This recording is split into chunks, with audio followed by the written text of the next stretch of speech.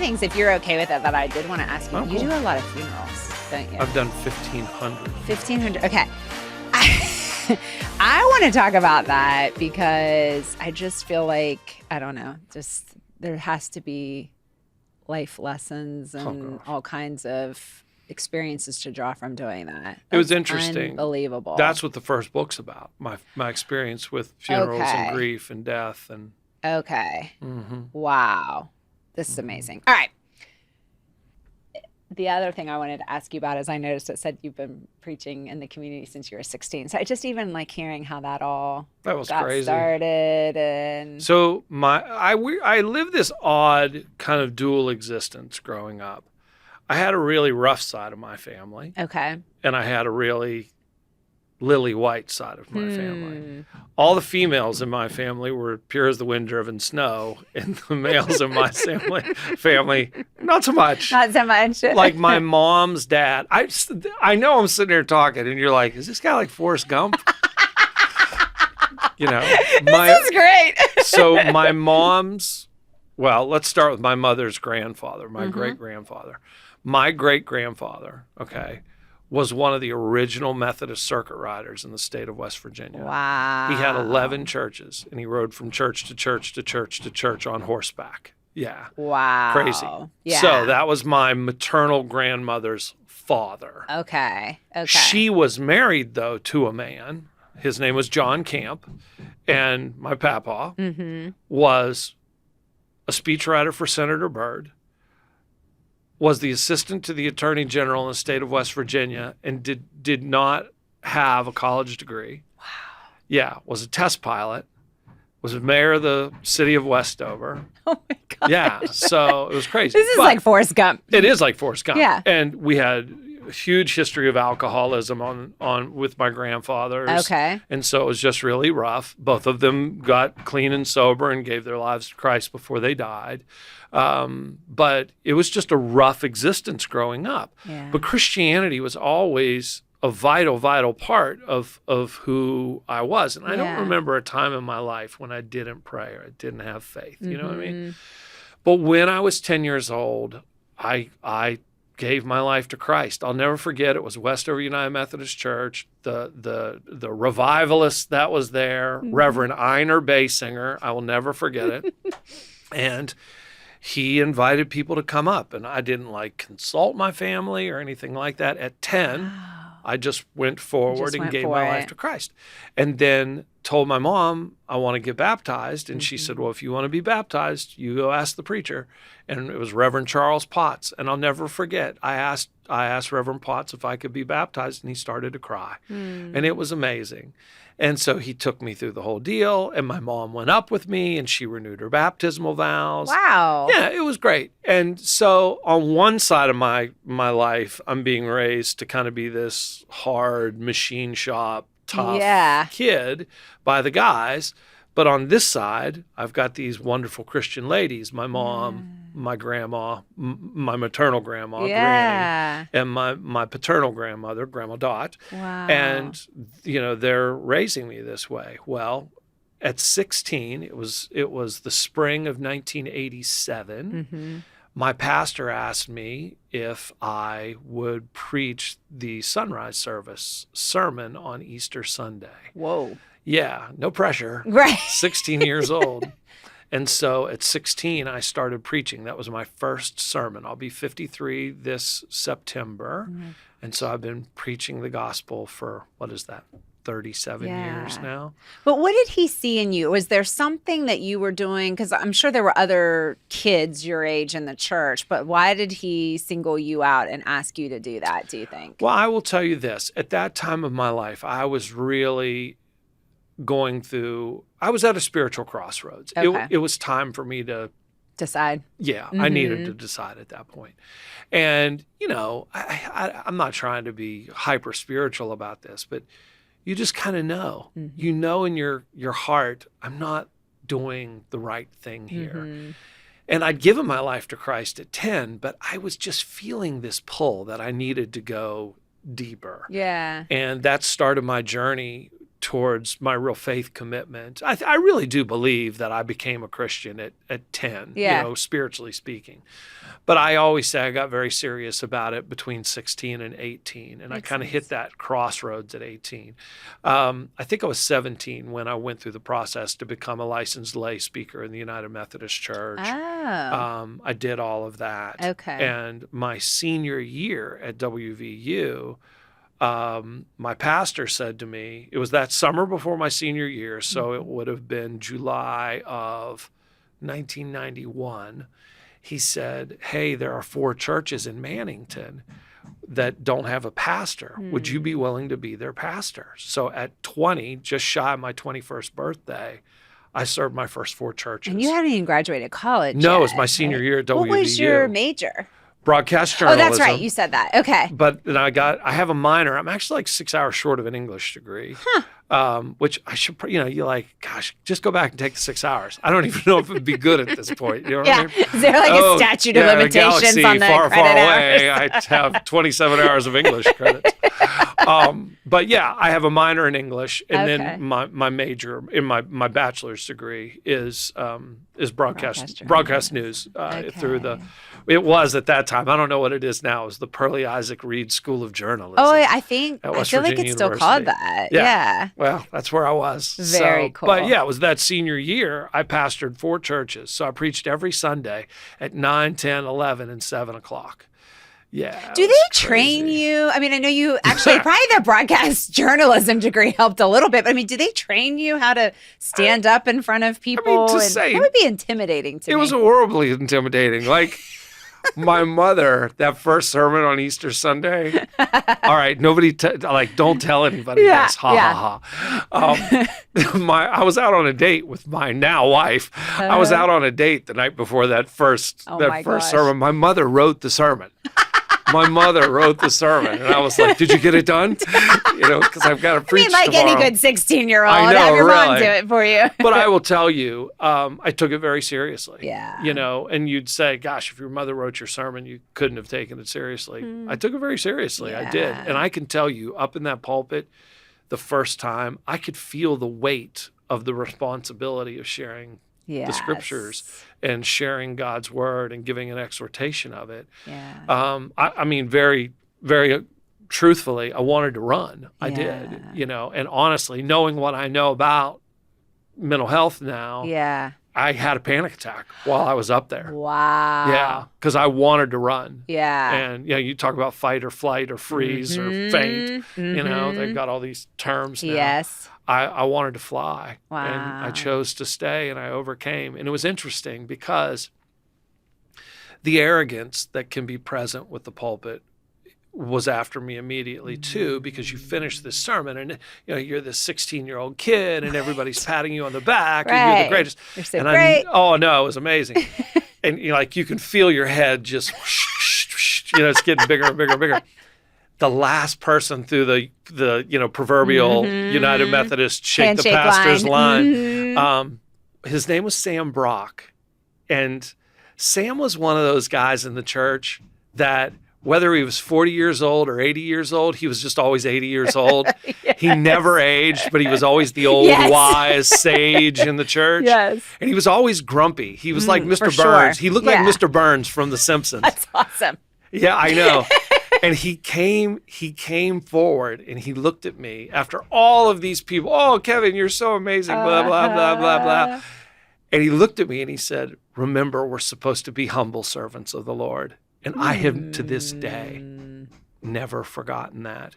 Words of and wisdom. so even now, after a sermon, there is no shake the hands line. And we do that intentionally because the whole thing needs to be about God. Yeah. And that's what we've tried to do at our church. We've really tried to do that at Kingdom.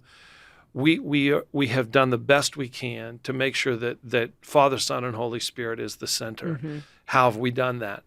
We don't have any titles anymore. It's not like, oh, Kevin is the senior and founding. There's no hierarchy. There are no hierarchical titles. We have a shared pulpit. So you would say, what does that mean? You don't preach every week? I do not. I preach 20 weeks. Our other preaching pastor preaches 20 weeks. Our youth and family pastor preaches 6. And we have 6 guest speakers every year. Oh, wow. Yeah, because we want it to be balanced, you know, and we have a balanced workload, and we truly want it to be built around Christ. That's the way, and that's the way the church should be. Yeah. If this thing is going to be about Father, Son, and Holy Spirit, that's the way it should be.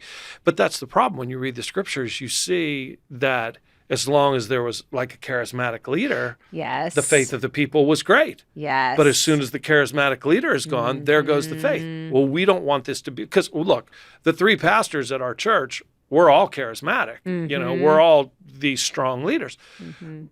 But we don't want it to be built around us. Yeah. It's got to be built around the Lord. So, yeah. Anyways, I kind of got off That's there. so interesting that, well, now you've got my head spinning on the whole without the charismatic leader, because I just think about that shows up in a lot of different contexts. I mean, obviously you're sharing within a church, but I think about within an organization too, that oftentimes will happen where you have a charismatic leader of a team or department or whatever. And then when that person moves on somewhere else, the ripple effect of that has a negative impact on the team. I mean, how do you encourage people to not just truly be followers of you all? So we're very adamant about this. All right. So let's look at this room. There's autonomy and authority in this room all around. You have autonomy, authority. Justin has autonomy and authority. I have autonomy and authority. This thing does not happen if he's not over there working. Right. So to say we're more important because you're the host and I'm the guest, that's ridiculous. Right. That's so stupid. Right. No, he plays a role, and it's no less and it's no more. It's his role. You play a role. It's no less, it's no more. It's your role. Yeah. Same thing with me. You could, I guess, come on, but you're kind of the host and the guest at the same time. Right. So we all play our role in all of this. Yeah. And as long as everybody knows what his and her role is, and we're operating within our own specific giftings, it becomes a complementary work. Yes. But we live in a world that is competitively destructive rather than competitively constructive.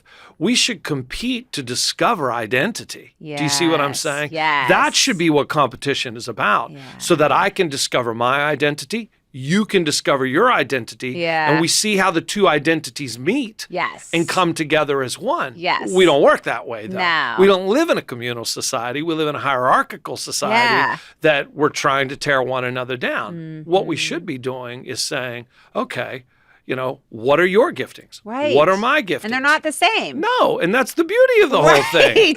Right. I thank God I'm not like you, and thank God you're not like me. That's the beauty of the whole thing. Yeah. Because God made you perfectly as you are, and he made me perfectly as I am. Yeah.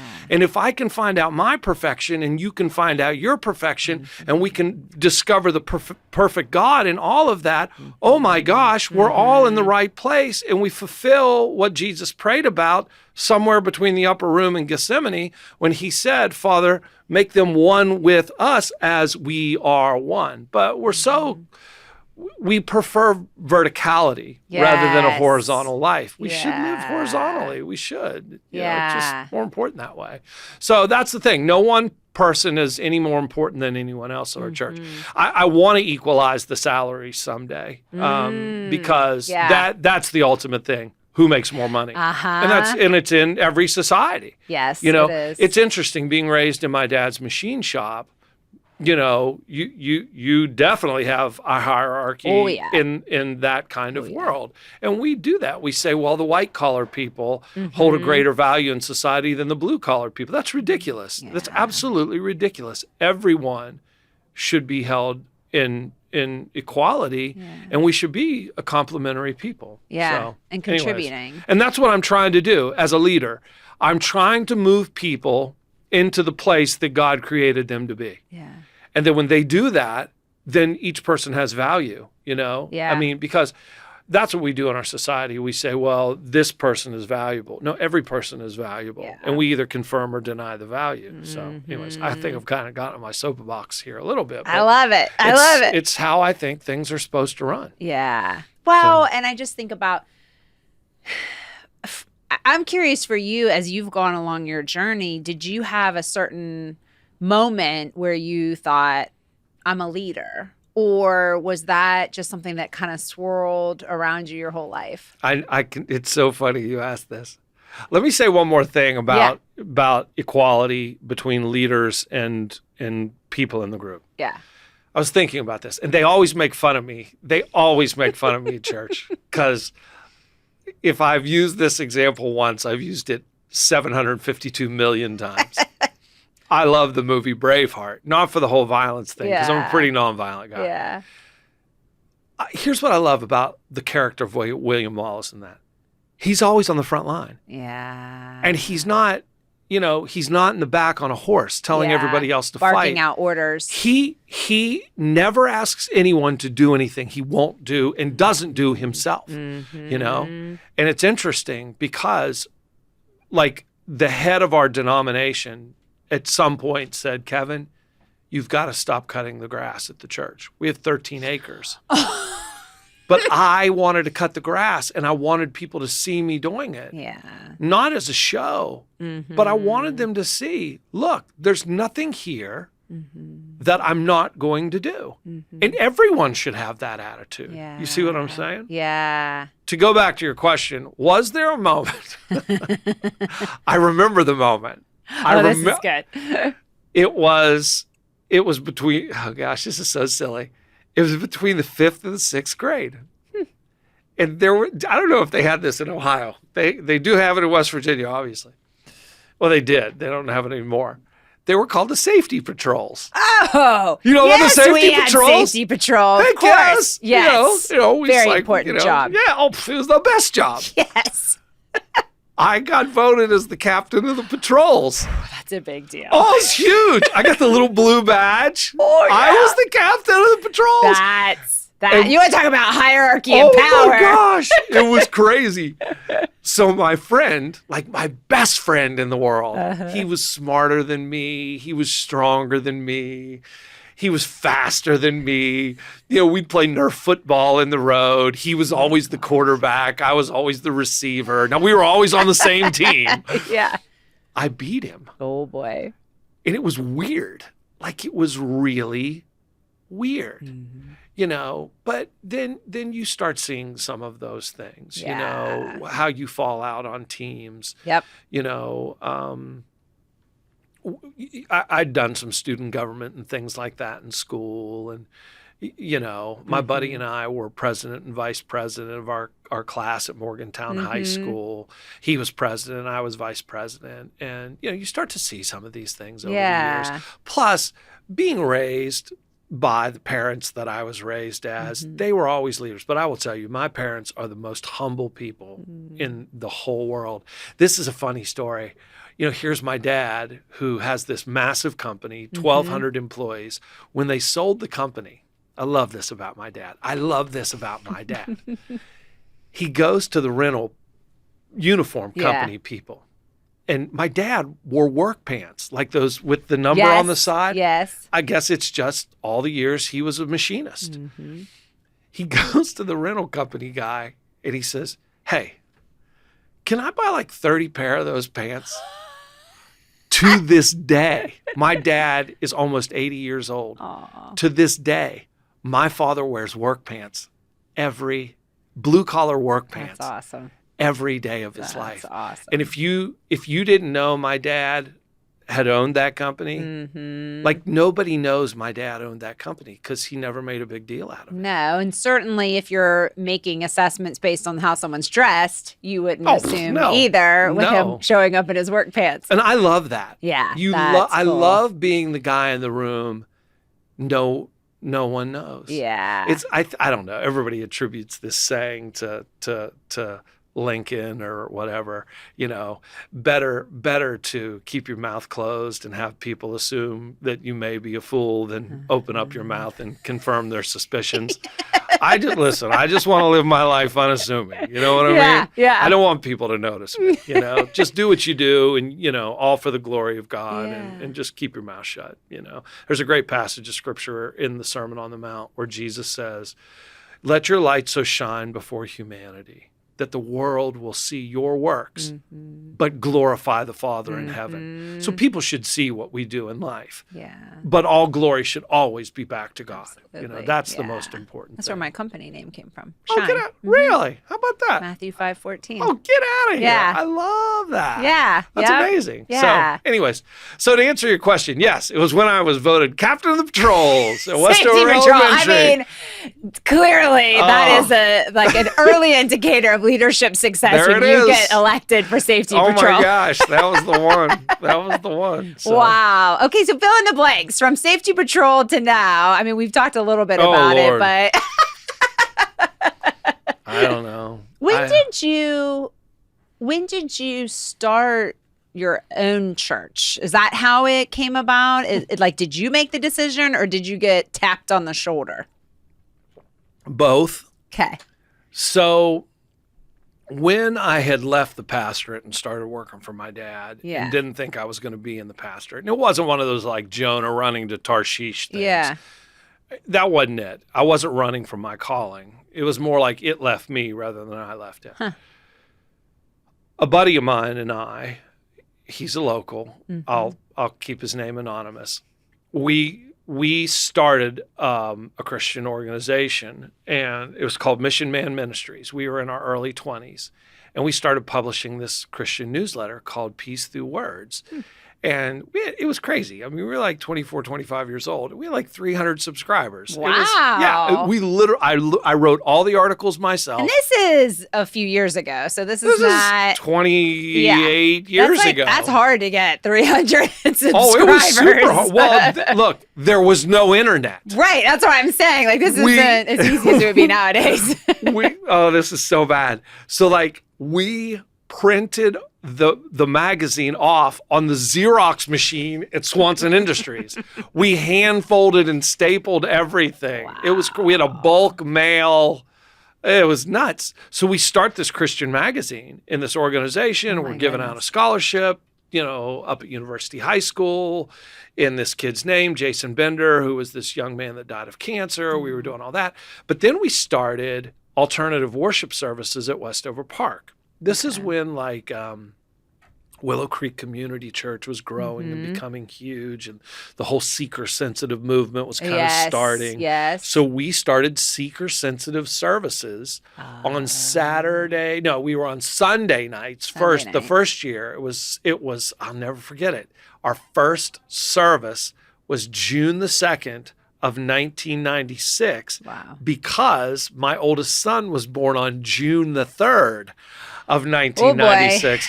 My wife walked into the Greer Pavilion. Okay, so anyone that's from Morgantown knows down at Westover Park, they used to host these concerts at the Greer Pavilion down there. Well, this is where we had our church. It was called Mountaintop Community Church. Okay. And we just did it June, July, and August. We did it two summers. Summer. We did it 2 summers, summer of 96 and 97. But that night on our first service, my wife walks in and her eyes are this big. And I was like, what? And she goes, we're having the baby. And I was like, now? She goes, no, finish the service and then we're going. We finished the church service and then, yes, we did. We finished the service and then went to Ruby and had the baby. It was crazy. Yeah, it was nuts. So we started that. We did that for 2 years. Okay. And then the summer of 1998, I was on a bus to go to Promise Keepers in Indianapolis, and a guy that used to be part of the Evangelical Methodist Church, he's not part of it anymore, asked me to start Kingdom. And it wasn't Kingdom. We didn't know what the name was. Yeah. But I had met him a number of years before, and he had told me in 1992 that he wanted to start a church in Westover. And in 1998, on that bus trip, he said, I've just been voted general superintendent of the Evangelical Methodist Church. Are you ready to plant that church? Huh. And it was so, I knew at that moment that was what we were supposed to do. And so I didn't call my dad, who was my boss at that time. I didn't call my wife. I just said yes. Yes. I said yes on the bus. I came home, woke my wife up at like 2:00 in the morning, and I said, hey, we're starting a church. She said, okay. I tell everybody that we're going to start this church. And now I got to tell my dad. And so I'm sitting in his living room and I'm him-hawing around, and my dad just raises his hand. And I said, what? He goes, son, I know what you're trying to tell me. And I said, what am I trying to tell you? And he said, you're an excellent salesman, but you're an even better pastor than you are a salesman. Go start that church. And my dad has been so supportive through the whole thing. How wonderful. Yeah, it's been amazing. So that's how the church started. So I have to ask, because I'm always just curious about this, how that decision gets made around. Obviously, in most locations, there's already some form of churches. So anytime something new starts, that's what has me curious, is why the need for something new versus like, we're covering all of our bases with what we have now. So is there some sort of driving force? Is it, hey, we have a denomination that's not being represented in a certain area, or, even, I mean, I'm curious, like, even to why a new Chick-fil-A goes where it goes, but in more particular, how something like a new church starts. It's just really curious to me how I that can tell process. you at 27 years old, I wasn't even thinking about that. I just knew I was supposed to pastor this church in Westover. And for me, it was Westover needs this. Gotcha. Our side of the river, our west side of the Mon River needs this. Now, are there good churches on the Westover side of the river? Yes. There at that time there were. Yeah. Now, are there besides us? Absolutely. Yeah. Absolutely. Okay.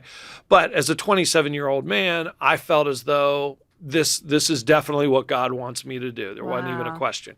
I think from a denominational standpoint, the Evangelical Methodist Church wanted an additional church, one on the Morgantown side of the river, one on the Westover side of the river. And we have that. We have one in Morgantown. We have one in Westover. Thank you. I'm just so curious about almost like a business type decision of, is it a business type decision of like, we need, we have geographically, we have this here, now we need this here. Well, this is part of the problem with Christianity. Let's be honest. I'm not a huge denominationalism guy. Yeah. Obviously, you heard my whole, we need to be one big happy family. Yeah. I'm not a huge denomination guy. Mm-hmm. I mean, even though I'm part of a denomination, ultimately this needs to be about one church. Yeah. And I do my best to do that. And that's one of the reasons why we bring in different guest speakers from different denominations. And sometimes they're controversial. Like we had a guy at our church here recently, and he's a controversial guy. And but I wanted him to come in and talk specifically about prayer because he teaches prayer schools all over the country. I didn't ask him to come in and teach theology. No. Well, I mean, and he did teach theology about some things, but not.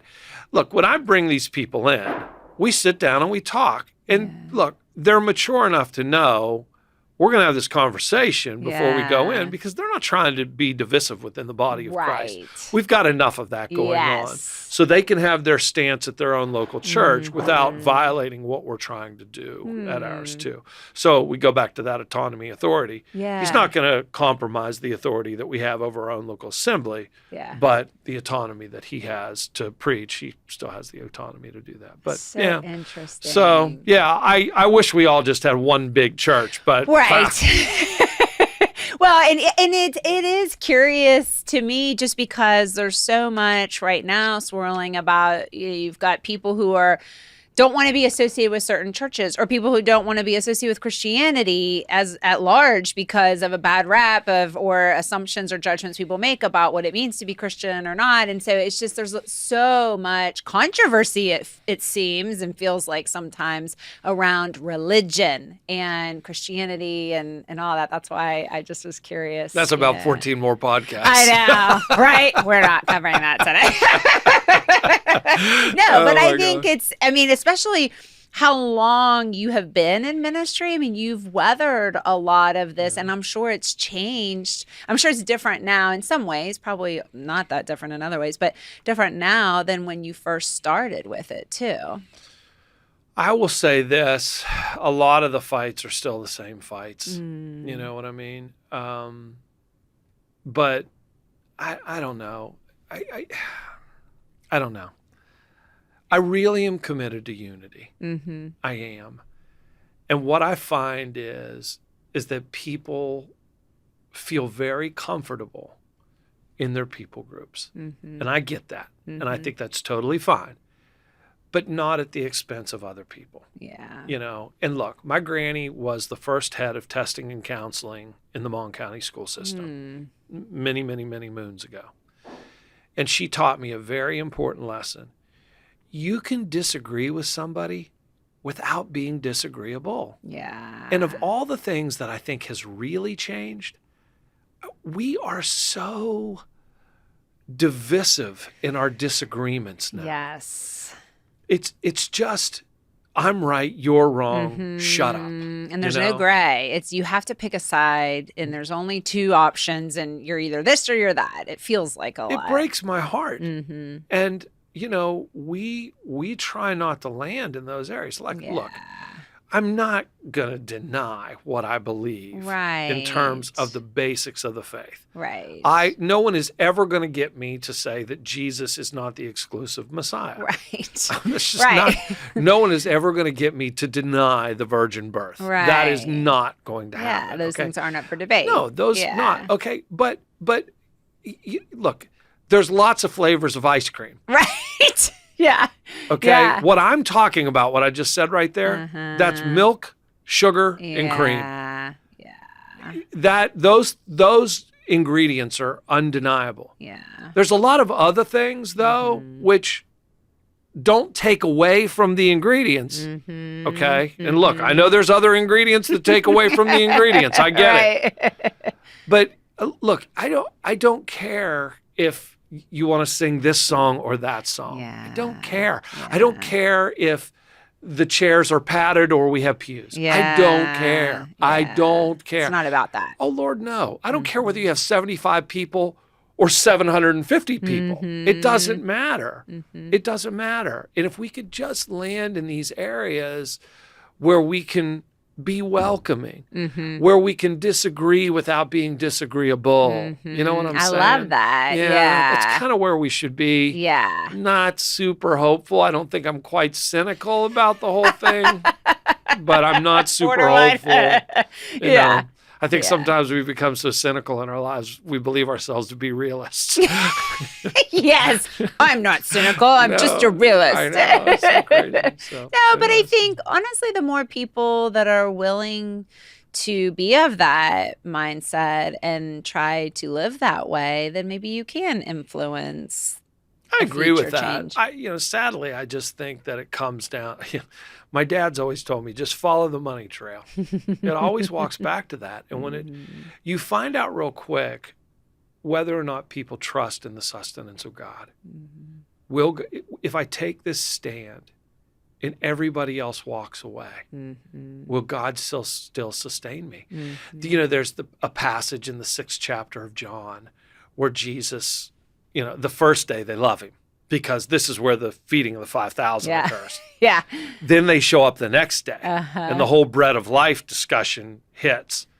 And he says, eat my flesh and drink my blood. And everybody's like, whoa. We were good with the actual fish and the bread. Yeah, just hook us up with the dinner. We don't want to do this whole That's a lot. Yeah, this is a little too much. And they all leave. And Jesus looks at his disciples and says, are you going to leave me too?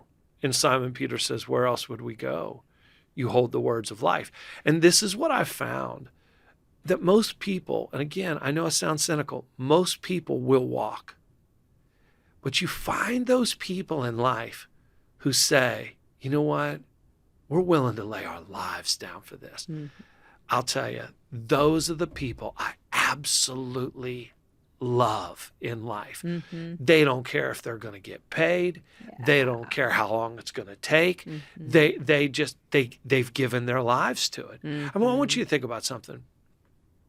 My kids have never not known church. Right. They were literally born into it. Tanner, our oldest, was 2. Garrett was 1. Cam wasn't even born. Yeah. Okay. So watch this. When we start FCA in our home for Morgantown High School football and basketball, and you've got 100 and some kids descending into your house every single week for 14 years. Our oldest was 8. Wow. Our middle was 7, and our youngest was 4.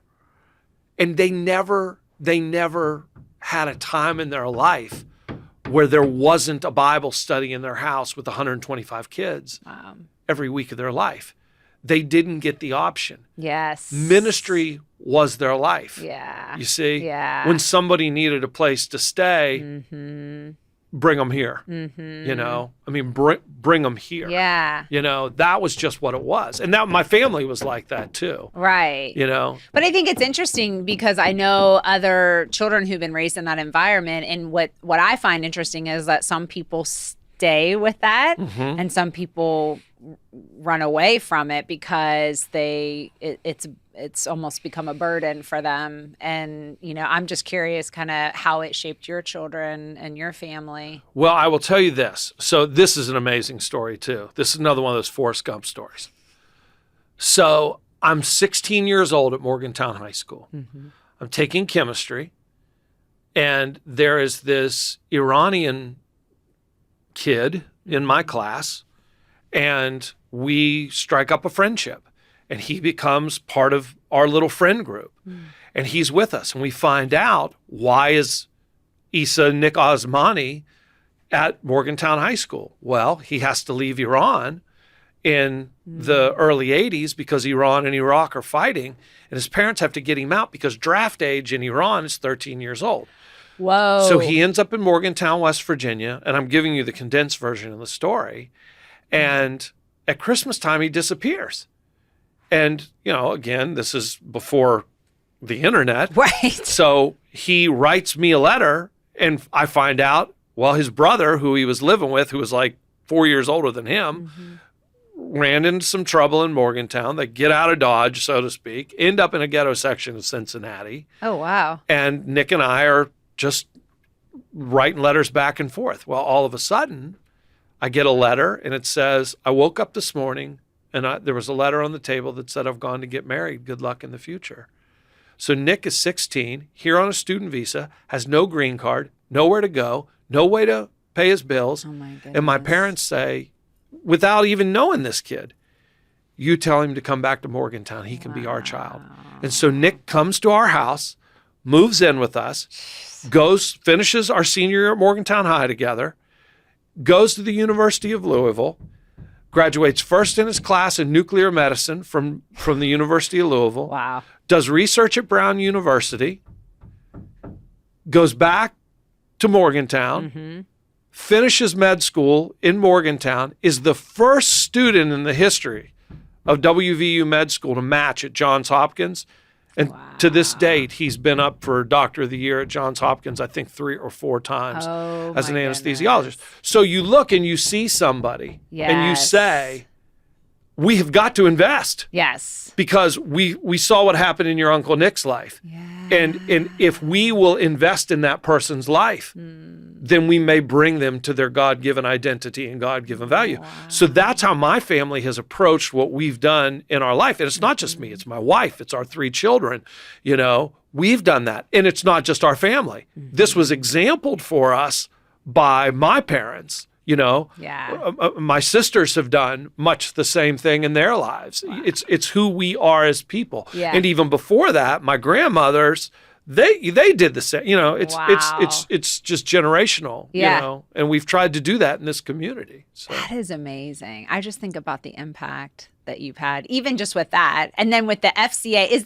That's a national organization? Yeah. Okay. Yeah. But I know it seems like it's very prevalent. I don't live in Morgantown. It seems much more prevalent in this area than where I live. Well, it was back in the day. WVU still has a strong FCA group. Okay. Which that's a whole nother story because we helped start that as well. That's cool.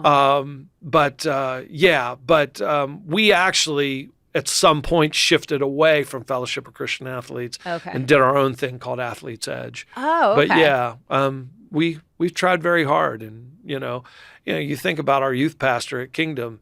He literally had to take charter buses with kids to summer camp this summer because his ministry is going so great right now. Oh my goodness, that's amazing. amazing. It's going amazing. So we can talk about 1,000 things. I know. And I'm the worst because I'll go down every rabbit hole and This conversation was just too good for one episode. So join us next week for part 2.